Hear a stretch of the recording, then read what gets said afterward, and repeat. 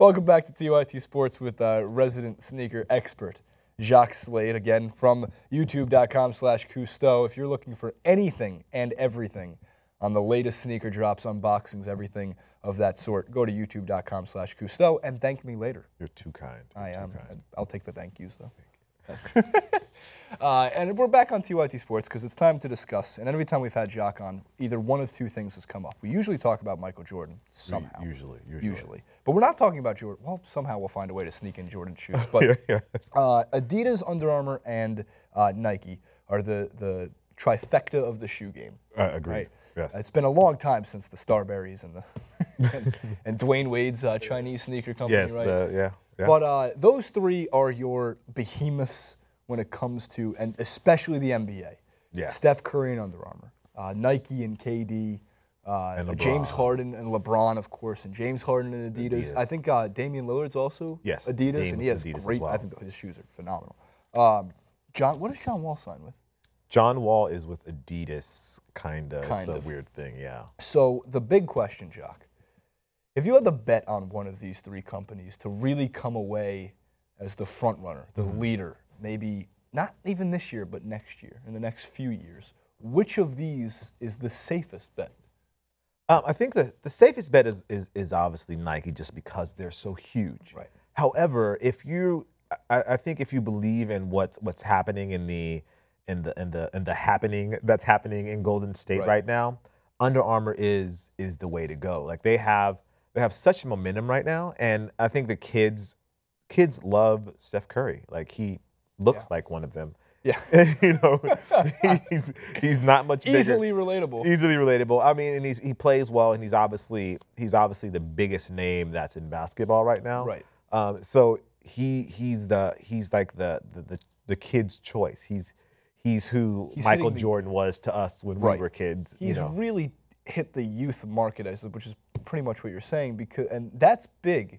Because what's going to happen when all the 10, 11, 12, 13-year-olds who want to be Steph Curry hit my age, eventually get older into the college years and past that, they're going to say, no, why are you wearing Nikes? It's been Under Armour for 5 years. You're 2000 late. Yeah, like exactly. Like, who are you? What are those? What's the swoosh? What are those? What are Not those? even that, just what are those? Yeah. So I would say that Steph Curry and Under Armour are the more risky bet, in the fact that if they continue to build the momentum that they have going on, that they are going to be someone to be reckoned with in the next, let's say 5 to 10 years. They'll have a much larger footprint. Obviously, it has a lot to do with Curry continuing to be Curry, and Under Armour taking the step of finding someone outside of Curry to continue to build that momentum. Nike has obviously a great roster. They have KD, they have LeBron, they have Kyrie, and Kobe. Even though Kobe's they have not in the lot of league champions. Anymore.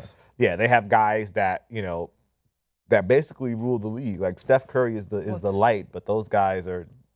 I'm curious what you think about this, because what I find unique about Nike compared to the other shoe company, I could be very wrong about this, but I feel like Nike's, there is a major difference between the look and the type of person who wants to own a pair of KDs compared to Kyrie's, compared to Kobe's, compared to LeBron's. Absolutely. When you look at the shoe itself, like you look at a LeBron, it's a bigger shoe. It's a powerful shoe, if you will. It is. And you look at KD, it's more of an athletic type of shoe. It's a little bit cleaner looking. It's not as much going on. I still feel like Under Armour, it's not that they look the same, but there's not much diversity between the look of them. And I think Adidas is similar. I think, when you look at John Wall's and Damian Lillard's, they're not that different from each other. That's a great observation. Nike has done a great job of putting lines in between. Because sometimes you don't even think of Nike as Nikes, because you'll be like, those are Kobe's. Right. You don't think immediately Nike, even though it's Nike. Right. I think Nike's done a great job of separating the superstars and their shoe style, giving them each one their own distinct character. And Under Armour hasn't been able to do that because they don't have anyone else. They have other basketball shoes. That's true. But they don't have anyone else to attach a name to really divide the line. So here's the next question. That's big because, well, for one, Kanye West and Adidas is a major play. But 100%. That's not necessarily basketball, unless you're Nick Young, who wore like the Yeezy Yeezys boots, in the game. Which is just insane. Yeah. It's like wearing Uggs. It's like when I can't wait till someone comes out and wears Uggs in a game. These are the Uggs 2s, and they're being worn by Andrew Wiggins. He's got the. Do you see the mountain climber shoes? The mountain climber shoes. The AWs. So he's working though. So hopefully those shoes. They say those shoes are great to play in. I haven't played in them yet, but they say they're amazing. They're very interesting. They have a very interesting look. But as far as the Yeezy deal goes, I think it's an interesting move on the lifestyle side because a lot of the people that buy shoes don't actually play in them. That's true. Oddly enough. And I think what Adidas is doing with Kanye is kind of exploring that lifestyle aspect of the performance brand. They mentioned that, yeah, we've signed Kanye, he's going to have his own store, but they're also going to have Kanye produce performance-driven gear. Oh, that makes sense, yeah. So, and he's such a household name. I mean, like, look, everybody has an opinion on Kanye, which is great for his brand, right? Because he's always being discussed.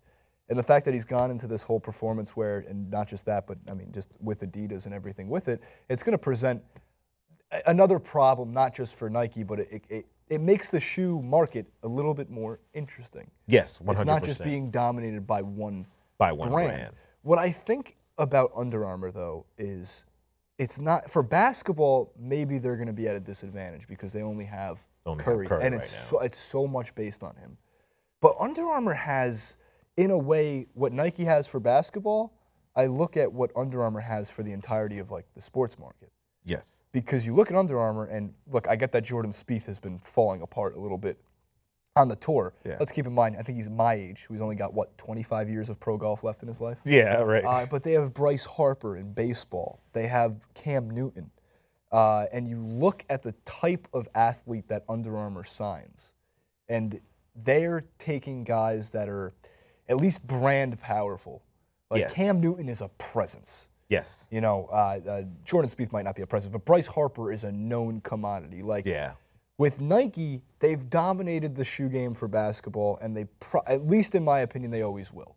Right. Maybe I'm biased because I like KD's shoes, I like Kobe's shoes, I like Jordan's shoes, I like all of these brands that come with it. But it's interesting because, so you would say bet on Nike, it's the safe bet. Yeah, Nike's the safe bet. I think Under Armour is, again, like you pretty much hit the nail on the head, that they're signing and establishing relationships with these players that are household names. They aren't like the hugest of names. They're like the underdog. They're like the underdog. You can relate. Look, the thing with LeBron is, as much as we all want to be like LeBron, none of us are 6'8", 240 pounds, built like a freaking linebacker playing in the NBA and never get injured.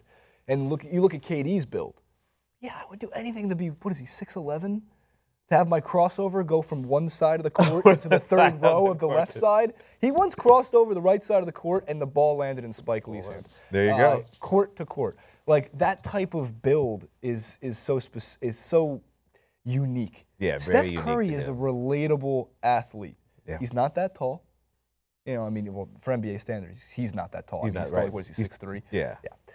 You look at Bryce Harper. He's not the most, specially built athlete. We've seen many Bryce Harpers. We've seen many Steph Curry, but not at the professional level. Right, 100%. And that's why I think Under Armour at least has a chance, besides the fact that they've always had extremely comfortable, like, everything, not just, what is it? Not just shoes, but the undershirts, the undershirts and the gear. Like that's where it started. Thing. Yeah, that's a unique thing for them because they've kind of received brand recognition to the point where people go into other brands' stores asking for Under Armour. Even though there's like Nike Cool Gear. Yeah, like oh, where's the Under Armour section? Yeah, like and then they'll ask for Under Armour, speaking specifically of that type of gear. Right, there's kind of like a Kleenex. Like, technically it's a tissue, but everyone calls it a Kleenex. Yeah. So everyone asks for Under Armour when they're asking for the gear that goes underneath their football clothes, whether it's Nike, Adidas, Reebok, or whoever it is. So they've done well in that area, and now Curry is getting the shoe word out there. Cam Newton is kind of helping with his cleats, and Bryce Harper with his baseball cleats. Like, they're helping to get that shoe message out there. That's why if they continue that, I think they're definitely going to be a force to be reckoned with in the next couple of years. They're also exploring, all these companies are getting more into world football, soccer. Yeah. If we talked about the Neymar Jordans, that's a huge deal. These three companies will be around to stay. Oh, 100%. They're not going. If New Balance is still around, all these places are still, all these companies are around. New Balance is supposed to be very big in the UK. I did not know that. Yeah, very comfortable lifestyle shoes. Yeah, across the pond, Across as the they pond. say. Yes. Trainers or like runners, what we would consider runners, are bigger Francis than basketball has shoes. A bunch of, yeah, they are. Francis has a bunch of New Balance shoes. Yeah, but Francis is Francis. That's true. He is very, very Francis. But we'll be back at some point this week. Do not worry. He's coming back from Mexico. He's been wearing the same bucket hat, not made by Adidas, Under Armour, or Nike for the last 5 days.